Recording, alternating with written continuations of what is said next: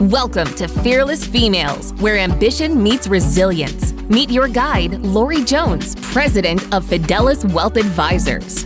Join her and remarkable women executives as they uncover the triumphs and transformative moments shaping extraordinary careers. Ready to be fearless? Let the journey begin. Good morning, Fearless Females. I'm so thankful that you joined us today. I am excited about our guest today, Macaire. She's got a really interesting history. And the thing that I found fascinating is that she started out in radio. Like, she was a DJ on a show. She had a great voice. And so they just stuck her on the radio. And then she took a little dip into massage therapy and found her true passion in HR. And I found that really interesting that she was willing to try different things, but found that her one true love was actually already what she was doing. And I think it's nice to just get to the point where you understand that you're doing what you love to do and that there's nothing better out there and that this is the career you're going to marry, so to speak. So I'm so excited. Let's get started. So thank you so much for joining us this morning. We're here with Macaire Montini. She is the Chief People Officer at Agio. Yes. And I'm so excited to talk with you today. I really am excited to kind of delve into what you know about HR and just kind of learn your journey. Thank you so much for agreeing to do this for us, Macaire. Absolutely. It came at a good time in my career, which is having been in HR for about 20 years and transitioning across a new role, transitioning across industries. So I was really pleased with the opportunity, and I hope that I have some insights to share that you'll find interesting. I certainly find HR fascinating, but I want to make sure that I hold the flag high for HR professionals everywhere. Well, I love it. I think that as we kind of go through this journey, we were just talking just a little bit about the fact that sometimes it helps to just look back at where you've been and take stock of what you've done. And this kind of gives you a chance to do that as well in your own life. So I appreciate it. So my first question is always the same. I'm a reader. I love reading. I devour books. What is your favorite book? So this is a recent entry. I used to do a lot of reading, as you can see above, physical books. And as your career progresses or your life gets busier, it's harder to find time to put more of a sit down with a physical book. So I've transitioned into audiobooks and try to get them in whenever I can. I was going to talk about something that was very work specific, but I think that it's actually better just to start with whatever you find is inspiring. And to me, it was listening to the Barbra Streisand's autobiography that came out end of last year. It came out at a really weird time where I was transitioning from one role to the other, and I found that I had a lot of time in my hands. And you need a lot of time on your hands for this book because it's 48 hours doing all of the audio, and you have to be committed. It's almost like a course on a life well lived. And that's how I sort of filled in the time. I took some time off between roles and figuring out what I wanted to do next. And I really enjoyed listening to what she had to say. And, a big takeaway was someone asked, she got asked, how do you hold a note for so long? And I think the people were expecting some technical singing answer, but her reply was, because I want to, period. End of sentence. And that, what I thought was something that was a big takeaway for me as I transitioned into my next level of my career and a new job and a new industry, because I know I can and because I want to. Because I want to. I love it. Because you really can achieve miracles and great things and really make an impact on this world. Why? Because it's fun, because you want to, because you can't stop yourself from looking through financial charts at 10 o'clock at night because it's so much fun. Exactly.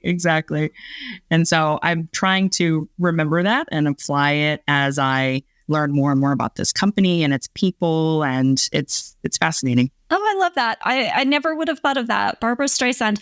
I think I actually have one of my daughter-in-laws actually asked for that book this Christmas, and I didn't realize it was such a huge book. It's on the shelf. It's, very wide. Listening, it feels like you're signing up for something that, I'd walk the dog and listen every morning, and it was great. So I highly recommend, not just to women or people that are interested in the theater or the arts, but to anyone who just feels like I can do anything or wants that little bit of motivation. I think it really did help me entering 2024 with the right head on my shoulders, for sure. Oh, I love that. That's a great suggestion. So tell us a little bit about your journey. Where did you start? How did you get where you're at today? And kind of what do you do? Yeah. So mine is not the traditional entryway into HR. I think a lot of people, especially this elder millennial Gen X line that I cross, we were very often told that go into finance and be an accountant, go into HR and be an assistant. I had that in the back of my mind, but I had this alternate route, and that was actually using my voice and being a radio presenter, starting my career off that way. So an intern on a morning show, and then on to having my own shift for a top 40 radio station. I did traffic reporting, and then I moved into a classic rock arena. And during that time, there was also a lot of interview potential. So I would be out in the street interviewing people, interviewing celebrities. So I had to be really confident and really comfortable up front with that. And it sounds fun and cool and glamorous, and it is to a certain extent, but it wasn't really fulfilling. And I felt like I needed something where I could be on a very clear trajectory to know where I was going. There's too much uncertainty in the world of media, especially with the changeover, that's been happening from print to digital and from radio to satellite to streaming. There was just too much uncertainty for someone like myself that desires productivity, certainty, and also the freedom and independence. Mm-hmm. So I decided that I was going to get on more of a traditional track, and I entered HR field working for Oliver Wyman, the financial management consulting firm. I joined them at sort of a very beginning. They had just been part of Marsh & McLennan acquired. They were about, I think, 600 people when I started. And I grew my HR career while alongside Oliver Wyman growing from about 600 people to about 3,000. And that was only a 6-year period. So they grew really quickly, and they really put the pressure on. And as anyone that's been in management consulting will know, even if you're not the consultant, you are asked to push yourself, beyond your limits to really bring the best to the customer, and the best and only the best and the brightest get to be in the sort of the crowd of real producers of the great work. So I really pushed myself, went from the traditional track, assistant, to more of a specialist, to a recruiter. When I felt like I was ready to take on something else. I knew too big. I think you have to be very sort of self-aware. I knew that population size was a bit too big for me to move up any further. Uh-huh. So I jumped ship, went to Wall Street firm, the street.com, worked for them for a little while, worked directly with Jim Cramer, who everyone knows from Mad Money on TV. Great guy, great work that everyone was producing. But what I learned there was it wasn't the right environment for me. I think I started to learn that you can have your own brand. You can still be compliant and follow your career trajectory. But I think I found my own footing, my own brand of HR I wanted to employ. That took me to Envision Pharma, which is a medical communications agency. And there for 13 years, again, perfect alignment. What I want to do, what I want to grow, what does the company want to do? Where does the company want to grow? And I grew them from being employee number 96 to their 1,500 plus employees today. Wow. And you have to be flexible and adaptable, but you also need to be relatable and approachable and all of those things. So when I decided that, again, next level jump, too big for me to really make the impact that I would like to make, I needed to shift gears and go back to something within the financial services realm with also a technology lean. And I needed to get the right population size and the right leadership team, and I found it. at Agio. So far, for the past 5 months, really guiding the direction of this company has been really successful. And I really enjoy working with everyone. It's great. That's great. That's really an interesting trajectory. Like, did you start when you started on the radio? Were you like the DJ? Did you like? Yeah, absolutely. So full DJ, full everything. And it was so fast. It was like, you have a great voice and confidence. Here you go. Boom. And so you just have to just say yes. And I absolutely, had less fear. You probably have less fear when you're younger anyway. But I was like, sure, throw me in any situation. I'll try to make it funny. Put me on with the callers. Let me take their request. And so really following that trajectory of let's give anything a shot really hasn't failed me in my career today, even though I took a big switcheroo from I'm going to be a radio personality to I'm going to be the head of HR. Whoever thought it would ever happen, but here we are today.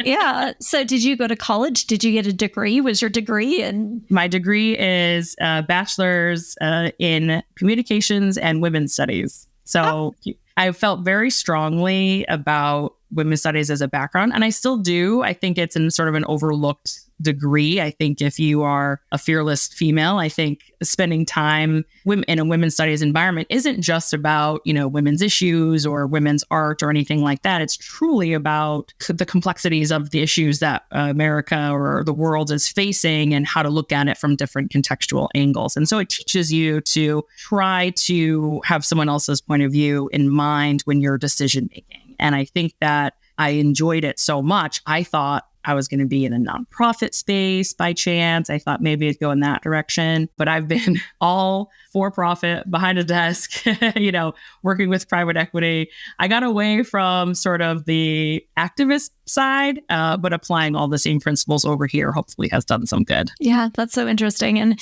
I do think that financial services and finance, women are underrepresented in that, in a lot of the different private equity and hedge funds and, financial advisors and stuff like that. So your degree could come in handy still. Yeah, I think it does, honestly. I really do think that it's a little bit of the art of negotiation and a little bit of the art of kindness and understanding mixed together is basically what HR comes down to. Yeah, I love that. Well, that is fascinating. Can you look back, Macaire, and see what kind of things or what is the best investment you've made in yourself? Is there something you can look at and say, you know what, if I hadn't have done that, my entire trajectory would have been different. I'm so glad I did that thing. Yeah, that's really interesting because I do think that so much hesitation, especially if you are thinking that you need to be on a specific path or you think that you need to achieve something within a certain amount of time, that can often make people very hesitant. I've had a really great experience in just going with my gut at any point in time. The decision that I made actually that I would say changed my path was I thought after a few years of HR, I really enjoyed it, but I thought to myself, actually, maybe I don't want to be behind a desk. Maybe I want to be helping people more directly. So I took another zag. So I zigged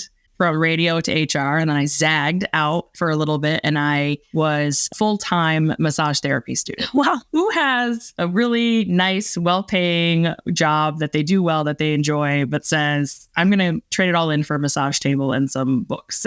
And for some reason at that point in time, felt like I had more to give in a one-to-one space than in a corporate space. I also just really wanted to learn. And so I continued with my job, but just kind of put my job in neutral. And I took all of the massage therapy courses and Eastern medicine courses that would allow me to become certified. So becoming a certified massage therapist was something that I thought was going to be my real contribution. When in reality, what it did was it gave me the notion that I need an outlet beyond the corporate, but I actually could do much better and much more good for many more people in actually bringing a lot of that women's studies aspect, the radio and communication aspect, the massage therapy, the more to one-to-one aspect. If I can kind of bring those together and actually pursue my career more aggressively and get into higher levels of decision-making power, then actually my brand of HR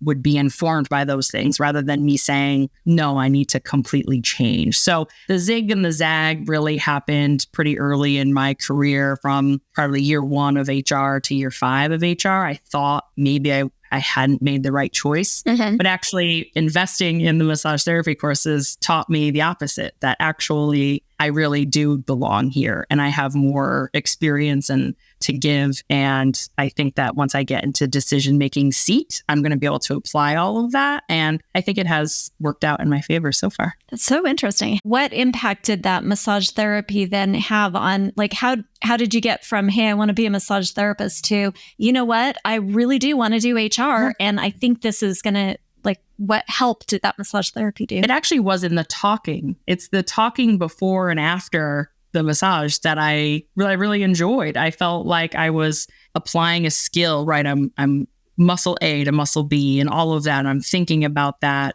but I'm thinking about the person as a whole, and I'm talking to them before and after. And I realized that that's where I really wanted to be, was in the before and the after. I didn't necessarily want to be in the during, because it was about the connection with the individual. I see. And so when another opportunity, came along in my career, my corporate career, I had to choose. And I chose to return to the role, put my heart and soul into it rather than keeping it in neutral. And I made right when I committed, the jump just happened. I went up not only in job title and responsibility, but in salary and in visibility. So I do think that taking a little bit of a time out, seeing what's over here, and then recommitting can also help. And how did you talked about your brand of HR, and I can see that this is kind of a unique brand that you're thinking of. Like, how did that influence your brand of HR, and what is your brand? Yes. I have this discussion with the CEOs that I work with all the time. At this point in my career, 20 years in, I feel like I have a brand of HR, which I can talk to a little bit, and the company either wants it or doesn't want it. Because at this point, when you have been through as much HR training, HR experience, different companies, different sizes, different industries, and you've taken it all in, your brand is going to form sort of naturally. And that brand may not necessarily fit everywhere, but that's okay, because at this point, you should want to find the place where it fits rather than you fitting the environment or the environment matching you in some way. You should really be shaping it. So my brand of HR is absolutely more approachable, conversational. You put out good policies, you put out good culture, you talk to the managers in a way in which empowers them, but also doesn't leave them hanging out to dry. And that is very much where I have found that there's really sort of two HR cultures, especially in financial services. One is HR is just the back office, and the business needs to do what the business needs to do, and it's going to do it regardless. HR is going to make sure we don't get in trouble. Or the other is you're so busy driving the revenue and bringing in the dollars and delivering the services that HR is going to do everything. So you as a manager actually don't have freedom or autonomy to run your business the way you want. And so you have to find a happy medium. HR can't be the police or just the paperwork, nor can it be everything has to be run by HR in order to pass muster, to be risk averse. They have to be able to take some risk to grow the business. So it's about finding the happy medium, which is really working with your level of leadership below the executive team. That's where all the action is. You create a lot of close relationships with them. You act as their confidant. You act as that planner for them. You ask them what their ideal is, and then you back into a facilitated way to do it so that the outcome is best for the individual and for the company. And it sounds trite a little bit to say my brand of HR is effective because I talk to this particular group of people often, but it really is about approachability. And you are not only just the executive that sets the policy and the strategic direction on a year-to-year basis, but you're also the person that sits in the meetings with them and helps them brainstorm and gives them ideas, and nothing's off the table, and tell me how you really feel and we will figure it out together, and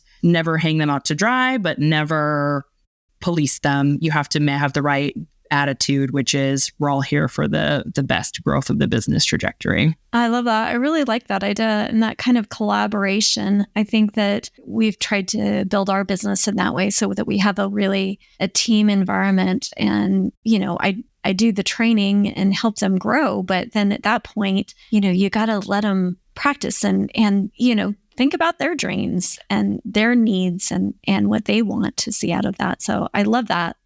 I'm really interested. And it sounds like your background in massage therapy gave you that conversational piece, and your background in radio gave you another piece to the relationship building piece, or yes. I guess you can talk to anyone. That is true. There's also just, as they say, the gift of gab. I think there's also a little bit of that involved. I can say this decision led here, or this, practice or this investment led here. It's all true. But at the end of the day, you have to be able to relate to people, and you have to make it okay for the employee, especially. The employee either is fearful of HR because they've had bad experiences, or because they may have insecurities in how they're performing their role. And there's a little bit of, you should be concerned if I'm in the meeting is always good, but that you should never feel intimidated by having a conversation with me. You should never feel intimidated if I put a meeting on your calendar. Number one, I'm going to tell you why I'm doing it. I'm never going to have you guessing, which is,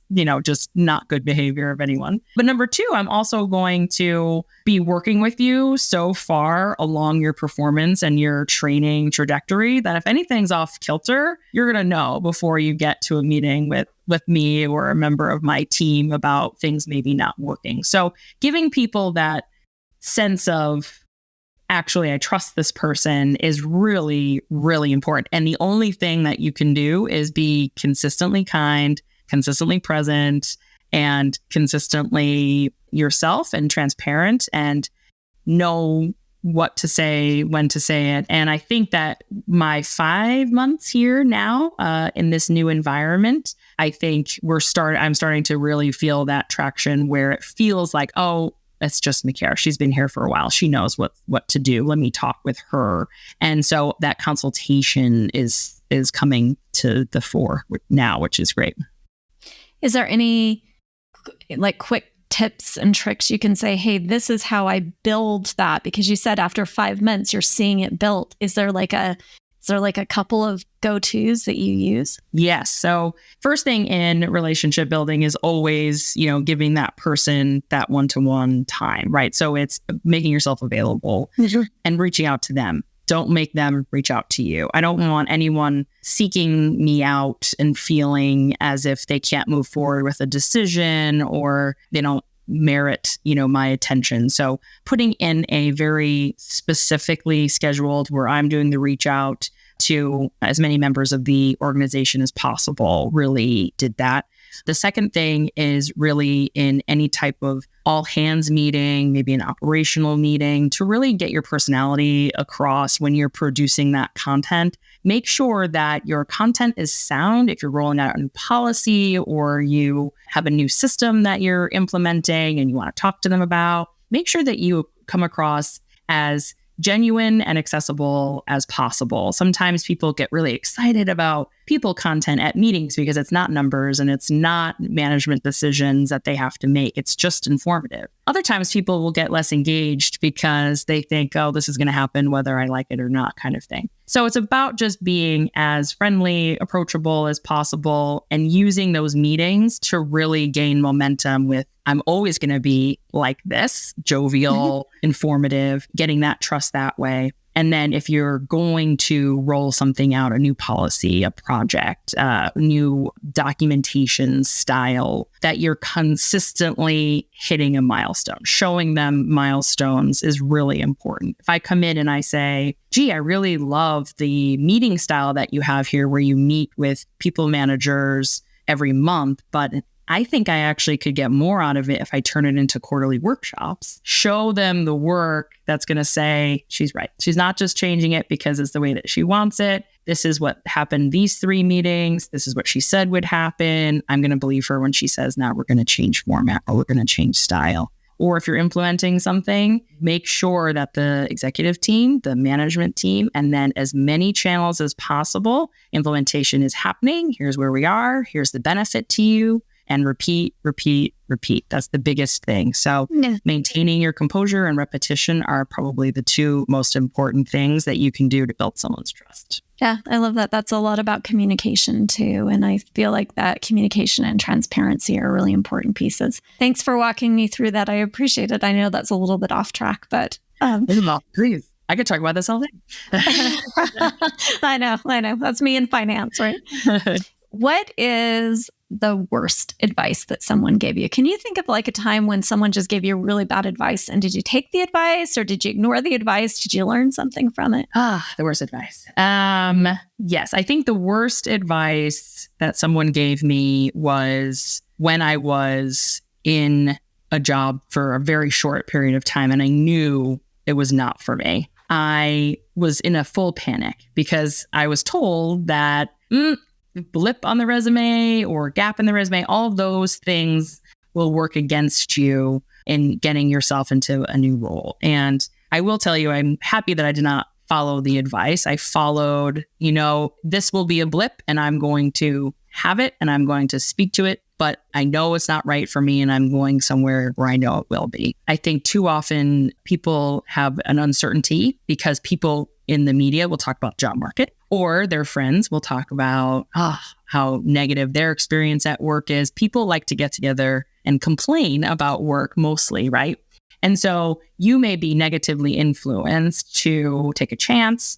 You may be negatively influenced about how something may appear on your resume. You may be negatively influenced by people who took a chance and it didn't work and they tell you all the reasons not. I have to say that when you follow your gut, whether it takes you on a zig and a zag across different, roles, whether it's, I just don't feel like I'm going to make it here, or it's going to be what I want it to be, and I'm going to take a chance somewhere else. I think it's really important to follow your heart and your gut on that. I've always trusted my gut. It hasn't failed me yet. And I think too often we let other voices in and don't follow the gut for sure. Yeah, the scared voices sometimes, like, are you sure you can do this? Do you want to try? This is really scary. And that was especially true. I'm not sure of, the generational, sort of makeup of your audience, but that became since 2008 and the housing crisis, it became more and more and more uncertain. Two things happened. One, the ways in which we work changed. People used to work at the same company for 25 years, and then their son or daughter would come in and they would work there for 25 years. And it was about tenure. Tenure equaled seniority, equaled dollars, equaled opportunities. It was all about tenure. That started to shift in the early 2000s. And now you see people actively job hopping in order to increase their salary, increase their title, get exposure to new skills. And they did so pretty rapidly and ascended the bar up until 2008. 2008 now destabilizes. People are concerned, understandably.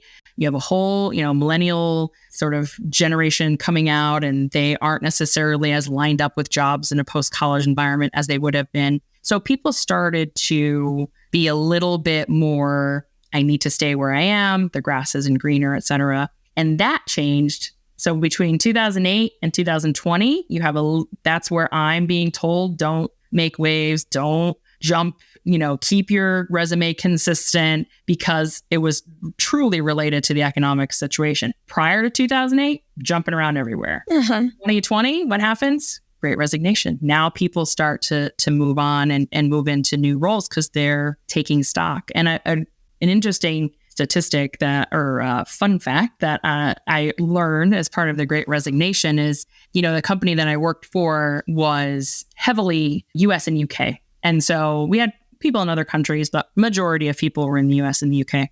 In times of crisis, COVID, Great Resignation, et cetera, beyond just an economic one, but in a true crisis, Americans as a whole and typically are thinking the grass is greener somewhere else. So in times of great uncertainty, I don't know what's going on with COVID. I don't know the stability of my organization. Maybe this is an opportunity to get more money, et cetera. Americans tend to leap when they're nervous about like COVID. My UK contingent didn't move a muscle because the grass was not greener. The stability, I know my job, I'll be in the corner doing this as long as they need me because I just have too much uncertainty. And we saw that with a Great Resignation. You'll see some slight trending differences between how US employees versus the rest of the world employees behave during that time. And it showed that there was this nervousness, this contraction in 2008 and 2020, and then boom, open, and the candidate demand in the market is high and people are moving and there's a great seizure, seizing the day, you could feel in the candidate job market. It was wild and still is. Yeah, I know that's so interesting, and the demographics behind that are very interesting too. I bet you got a first row seat to that as you were watching HR during that time. Yeah, global, having a global mindset is also really important in your HR journey, to be open and receptive to different cultures that are represented in your workplace and to learn more about them and do the work. LinkedIn, Harvard Business Review, HR Magazine, certification courses, they're all meant to just keep you aware of how to advise your leaders. And I really, even though it might seem like, here's another certification or here's another article that my CEO wants me to read, do it. Do the work. It keeps you informed. It keeps you able to make those connections to people and keeps your career going. I love that advice because if there's a shred of knowledge out there, I'd love to hear it. And, I went back for my MBA several years ago, and I think there was 2 chapters, maybe 3 chapters in one book that talked about HR. Right. And you get out and start running your own business and you're like, oh, they didn't cover any of this. They really didn't. I have to say. And HR has evolved so much. This has been a very interesting time for me, at the age that I am in terms of, first you had a traditional sort of ladder HR model. Well, first you had a personnel department, which isn't really human resources. It's really just staff management. And then you have human resources, which opens it up a little bit more, but it's still, you have a traditional ladder. And then you have an HR business partner model, and that opens up a lot. Instead of just being a manager, now you get to actually be considered a part of the business and a strategic driver. And that changed. And then now you're getting more into people operations, where you need to be able to move people across geographies, understand all the global implications of that. So there's so much nuance in the way that people view HR. And if you find the right executive leader or executive team to work with that really understands the strategic value of having a good, globally minded HR partner sitting next to them, there really is no limit to the career trajectory. You just keep evolving as the business that you're in is continually evolving. So I really would highly recommend it for someone that feels business minded, but not necessarily numbers driven. An HR alternative path is something that I find really enjoying. I really enjoy. Well, I love that. I will admit that probably over the last year or so, 2 years, and kind of growing my team, that's one of the great joys I find. If you asked me what I was proudest of, it would definitely be growing that team and watching them develop. Yeah. And I can see a lot of synergy there in HR in that. In knowing, I'm just winging it most of the time. So it would be great if I actually knew what I was doing. Exactly. Which is I'm a consultant, really, at the end of the day. I'm a decision-making consultant, not just a recommendation consultant. But if you think of yourself as a consultant and expert and a subject matter expert in your field, then you have no limits on you. Then you can work, for a company. Like I can see all the promise and all the good I want to do at Agio. I could also see myself working for myself in 5 years or so and just applying this strategic, HR brand that I've developed across other companies or small agencies. I can see it in kind of playing out in either way, but I'm just super excited about Agio's trajectory and the part that I can play in it, because I feel like they have so much to work with in terms of the people, in terms of the culture that's already embedded. I don't have to do a lot of culture work to get people to buy into it. I just need to make sure that the operations are sound, the policies are flexible, the voices are heard, and that everything that we say we are going to do, we're going to do. That's really my job at the end of the day. Yeah, that sounds like a good place to be. Yeah, I really like it. So what about regrets? If you look back on kind of your trajectory or your journey, are there places where you're like, oh my goodness, if I knew today, if I knew then what I know today, that never would have happened that way? Is there something that you can think of that? That's a regret. I will say that in my last role, I regret that I stuck around too long, but it was really what happened. Why does someone stay at a company beyond, 13 plus years in my case? Why would someone stay that long anywhere? There's only a few reasons. Either they are coasting through their life and through their job and they just stay there, or they are afraid to see what's next, or they're like me and you've just absolutely committed yourself to this organization early on. You've hands-on changed it and grown it and shaped it and all of those things. And in turn, part of it becomes your identity. So if I could say that I regretted one thing, it would be not the fact that it became my identity, but the fact that I didn't recognize fast enough that it became my identity. And then by the time I recognize that, then you're in a place of fear. What do I do next? And so I sort of stumbled through the last, I would say, 6 to 12 months of my career and my prior job, because I just kept saying, I don't fit anymore. And why do I not fit anymore? And I couldn't really get my hands on it. And it was because my identity was changing as the company's was. We were on the same path and then we started to diverge, which is fine. 13 years is plenty. So it definitely was time to diverge. But I regret not doing it myself sooner. I like to think of myself as self-aware, but I was just so in it. And sometimes you have to take a moment and be like, where am I actually? And that taking that every 10-year stock inventory thing, I think it was a couple of years too late, but I got there in the end.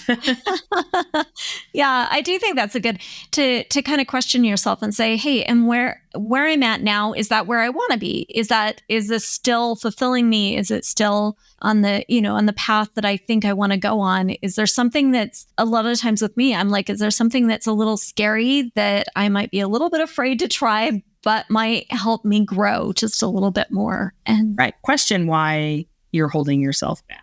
First, note that you are. First, you have to realize that you are. Second of all, think about why you might be afraid. And a lot of times, a regret is often not doing something, right? More than doing something. So I absolutely fall into that category of my only sort of regret, and I use that term very lightly, is that I did not do that personal inventory and I allowed my identity to be dictated by a company and changing direction, change the game for me. And I was very thrown by that. And for someone that, is in a career for a long time, I want to tell that person that you absolutely can start again. You absolutely can pick up your tools and your brand and your identity and everything that comes with it. You can absolutely pick it up and move it over, but give yourself the grace of time in between selection and then about 6 months in the new role to make sure that it comes to life, because I've had my ups and downs this whole time. But as I approach month 6, I feel very much more empowered, settled. I understand what the business does and I understand what the business needs. But give yourself grace to make that transition and it will happen for you for sure. I like that idea. I do tend to feel like the first month I'm at a job, I'm like, how did I get so dumb? Like, how did I possibly have gotten so dumb in like 30 days, because nothing seems to go right. But you give it a little while and you're like, oh, this fits and this is great. Yeah. And I'm so glad I did it. I love that. And be very honest with yourself and honest, in my case, I'm at the level where I report into the CEO. So I have to have very transparent conversations with him. And I'm able to do that because I was very purposeful in my choice of company and knew that I could have those transparent conversations and knew that it was the right fit when he said, give yourself 6 months. I don't want to see, I understand that you're going to have a 90-day plan. I understand you're going to do all these things that HR is going to ask you to do. Fine, do them. Show me where your heart is, where your head is. But give yourself 6 months. And he was dead on because I'm just at now cusping on the 6-month mark. And I feel so much more embedded and understanding of where we are and where we're headed. Sounds like a good CEO too, like someone that's kind of working with their team in a way that's empowering. Exactly. And I knew that would be hard to come by because I didn't know what was out there. If you sit somewhere for 13 years, right, and you drink the Kool-Aid for lack of a better term, you're not really sure. And so if you are job seeking at an executive level, definitely take your time, prepare by understanding the company. And once you're in that meeting room with that CEO, know that you're interviewing them just as much as they're interviewing you, because it's a really strategic partnership that can come out of it if you're willing to really hear each other. And HR is sometimes going to be in the driver's seat and sometimes not. And you have to know when to give that CEO the space that they need for their thinking and their creativity, and don't naysay or pull them down. You also have to know when you have to remind them of the risks to their business that are potential, remind them of the people impact, remind them, to stay true to the culture and have that good back and forth and know when you're playing which role. It's really about gear shifting. Yeah. If you could go back and talk to your younger self on the beginning of your journey when you were, 20, 21, 22, just graduating and getting started on this, what would you tell her? I would tell her to not worry so much about this concern about having a big personality or being too loud or being too much. That goes away over time. Not only the worry about it, but you also sort of mellow out over time for sure. I was very much the center of attention. I was, the natural gravitation towards the radio. I think that role was a personality hire for sure. They hired me based on my personality, no broadcasting skills or school or any certificate. And I just showed up and here I was. And so why was I afraid of that? That's a very weird question that I think a lot of us have to ask. A lot of women especially need to ask themselves, why do you think that you're too much? Too much in what measurement? I thought that being loud or being audacious, coming across potentially as frazzled or not as in control of everything, not perfect, failing. I thought, woof, there's no place for this to go. And I have to really pull it all in if I'm going to be successful in my career. And you really don't. As long as you are in your work mode, as long as you are learning, as long as you are listening, giving other people the space to speak and not sucking up all the air in the room, you absolutely can have a big personality, come across as slightly disheveled, be naturally confident. If you're awkward, you're awkward. There's room for all of that. And I think that people assume that they have to diminish themselves or quiet down or be focused. And sometimes if they're not a man, if they're not a creative, if they're not an entrepreneur, those things are celebrated in that company. In a behind the desk, you are the sort of HR, sort of the conscience of the company. Especially, they want you to, your assumption is that you have to sort of narrow yourself down. If you're too big, make yourself smaller. And the opposite has absolutely been true. So 21-year-old me who thought that she was too loud and too audacious, too all over the place, maybe I was too heavy, as a person. None of it actually mattered. All it did was was make me better because I could have presentation skills. I could make decisions quickly. I could delegate because I wasn't afraid of approaching someone. I could make relationships. All of those things that I thought were going to hamper me helped. Such a really good thought. The idea of not making yourself small to fit into a box, but kind of showing up authentically or like who you really are and using those strengths, those things that maybe seem like a bit much to the suits occasionally. Exactly.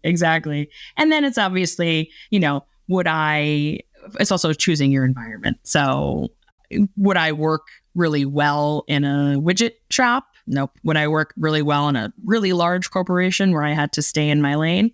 Maybe my natural strengths would not lend themselves to that. But my natural strengths led themselves to growing companies who wanted to be progressive with their HR and who had leaders that weren't afraid to take advice from someone that wasn't just numbers driven. And I think that that's really, if once I'm there, and I feel like I've helped 2 companies so far to grow exponentially, and Agio's next on the list. That's the plan.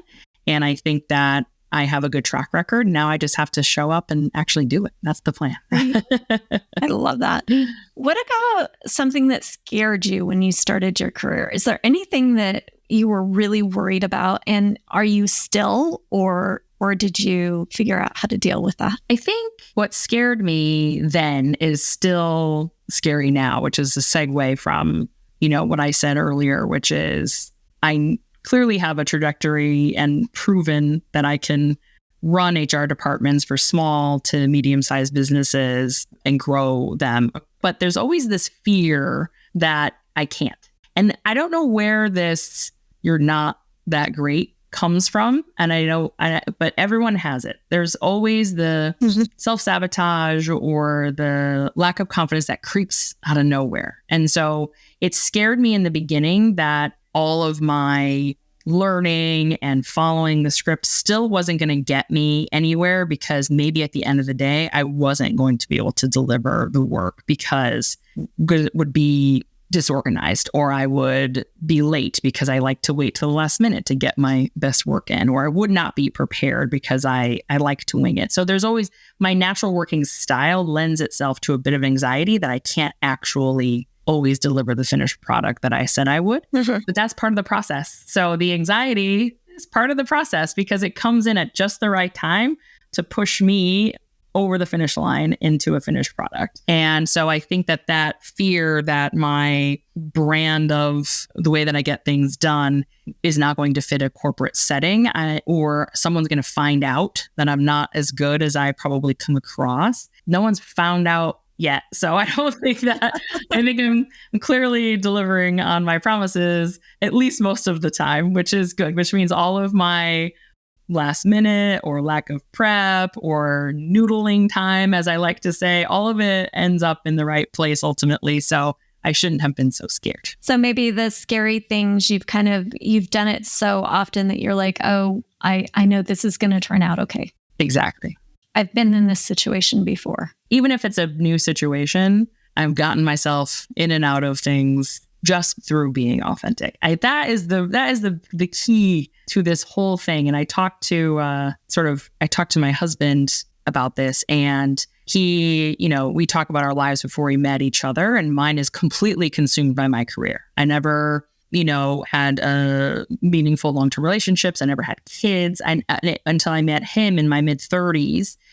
Everything was consumed by my career. And he thought, you should have had more. You should have had more family time or more of this or more of that rather than the career. And I always say, no way, because to me, I liked my career, the people I worked with so much that it was fulfilling. And the reason for that is because I get to be my authentic self all the time. I've never, I may be a little bit more formal when I need to be, absolutely more compassionate and controlled when I need to be, authoritative when I need to be.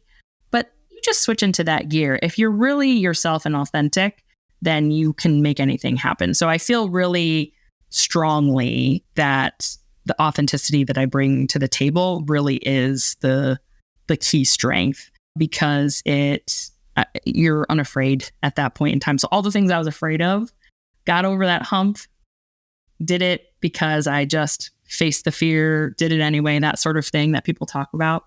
But I remained authentic. So even when I have to apologize for making a mistake or switch into a gear where I'm really harsh or whatever with someone, I'm still me, and they know that it's real because I haven't fooled around with my persona at all. It's just always me all the time. That's so interesting because, we talked just a little bit earlier on, financial services is very male dominated. There are not a lot of people that look like me, a woman CFP with years of experience.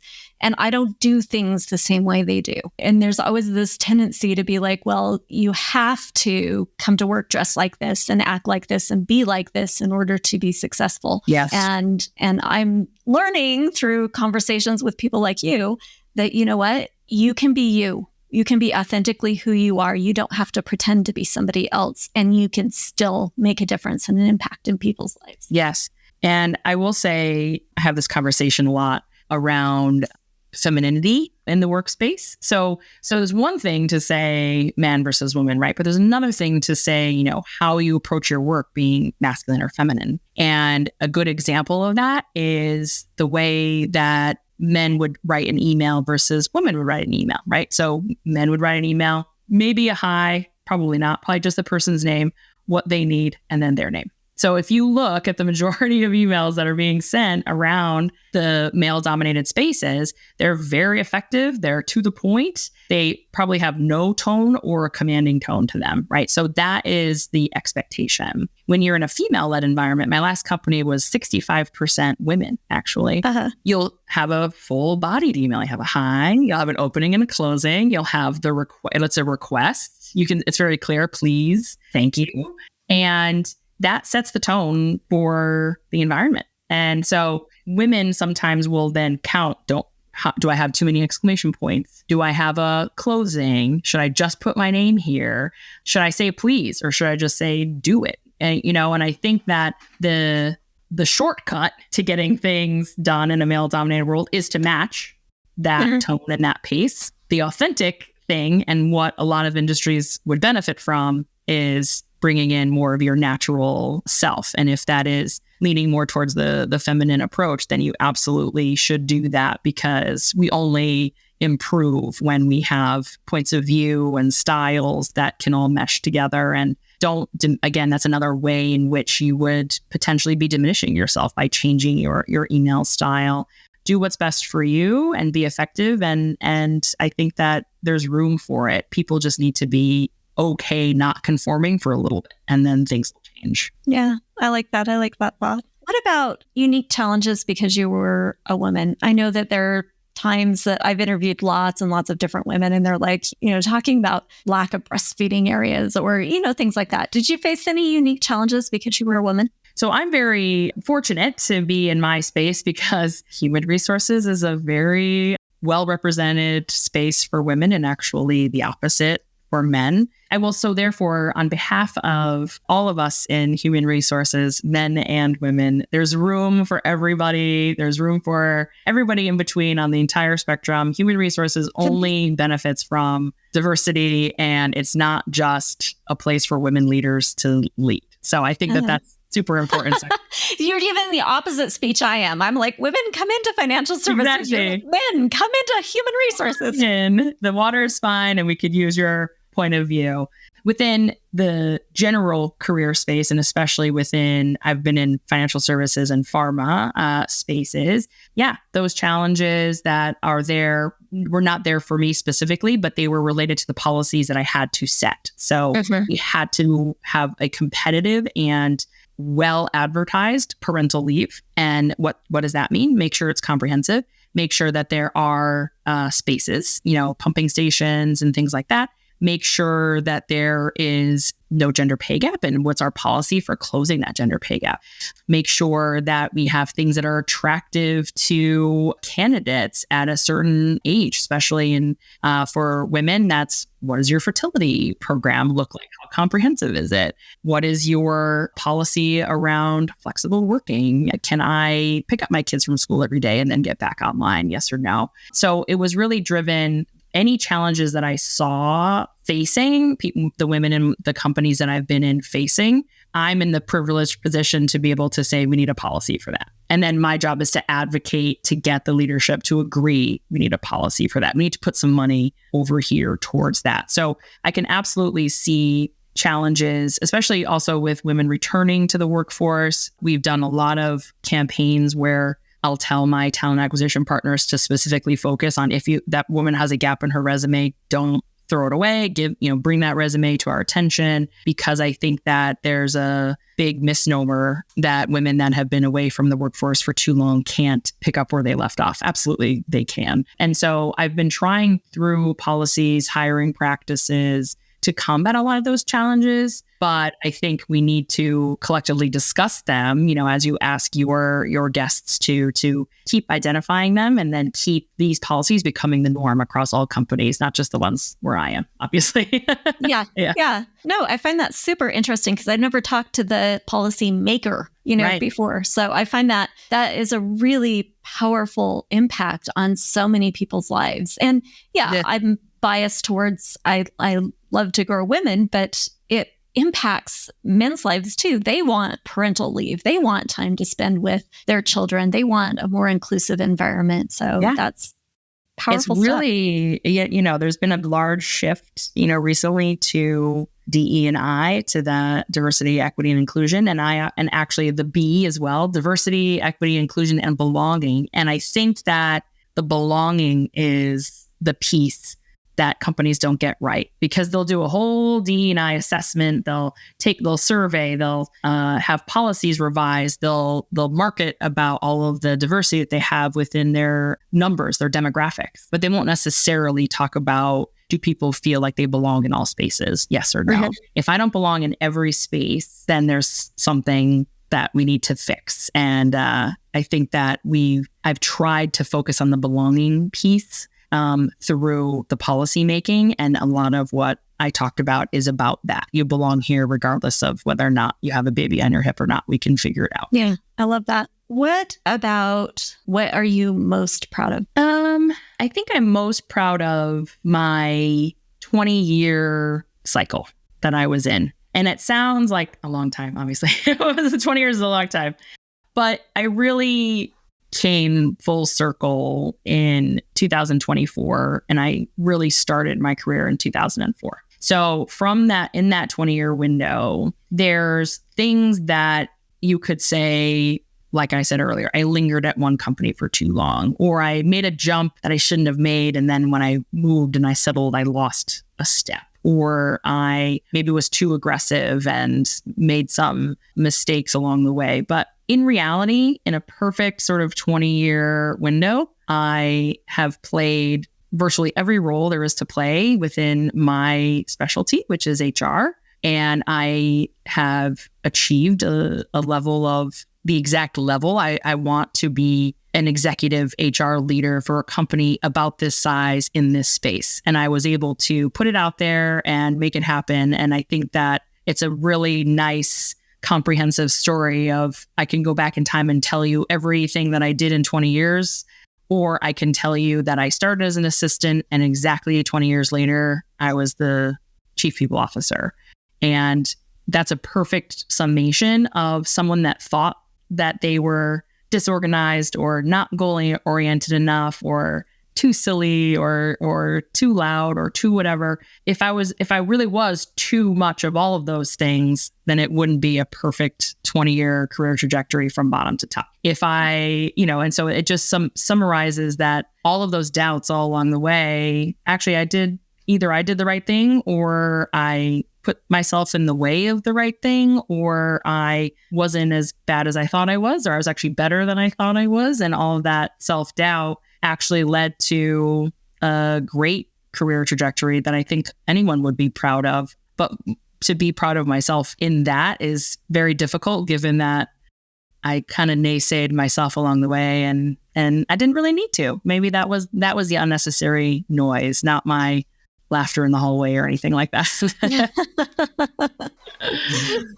Well, that sounds amazing. It's you've come a long ways, and it's really nice sometimes to look back and say, I'm proud of what I accomplished. I'm proud of what I did. I'm proud of the impact I've made in companies' lives or in companies' trajectories, I guess, and people's lives. Yes. You know, people will often, and I know, you as a business owner, people manager, all of these people, the hardest thing, remember, is to not let the person think that they're just a cog in a wheel. And HR's job is to create the policies and enforce them in reality. But the in-between, where you really get to connect with someone on a human level, people will say, how do you fire someone? How can you do that over and over again in your career? I can't tell you how many times I've done that. And I respond usually by saying it's something that I'm really good at, which sounds so terrible to say, oh, I'm good at firing. I'm good at taking away people's jobs. But in reality, what I mean by that is, by the time we get to this isn't working out conversation, I've given you time, notice, attention, access to resources, access to me. I've given you as much as I can give. And then when it's time to go, it's time to go. And we have a conversation that in some cases, I've had people thank me for firing them, which is wild, but it was the push that they needed because I had given them, so much time to really think about what they wanted, but they didn't take advantage of it. So I've had people thank me. I've had people continue to stay in touch with me and use me for resume review or LinkedIn review. I always offer my services. And I always tell people, just because you don't fit here doesn't mean that you don't fit anywhere. Right. And this does not mean that you are not skilled. What we are looking for is very specific. How we work, when you work, the quality of your work, all of that comes into the decision. So please don't walk away from a table with me ever thinking that you are unskilled, untalented, or able to make it in your chosen career. And I will be there to help you if you want. If you don't want me, that's okay too. But if you want someone to give some advice or connect you with a recruiter or something, I always offer that service because it's really a good thing that I'm doing. I'm keeping the company healthy and alive for everyone else without being dragged down by a poor performer. And that poor performer needs a lift up, and they need something besides just the job here that isn't working. And I hope that one of my legacies will be the people that moved down from where I was after a conversation with me and found a good place to be. And I hope that that's the case. We'll never know. I'm only in touch with a few of the hundreds that have been moving on. Well, you're going to have to teach me how to get someone to thank you for firing them, because that is a talent. Oof, only a few times. I could count probably one hand in 20. But I do understand that you're invested in their lives, and it's true.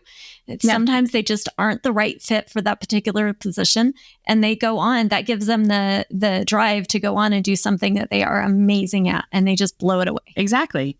And I really, really firmly believe that nothing is too big for us to tackle together, even if I have to, let you go. I still want you to feel connected to me in some way. And I think that gives some level of comfort during a time of uncertainty. And that's what it really is. It's just, listen, I have nothing to say other than everyone will experience something in their career that they don't enjoy.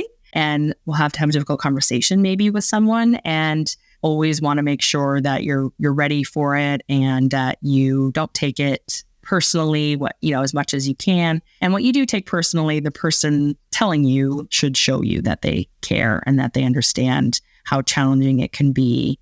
And I'm not expecting a thank you, but when I get one, it's very nice.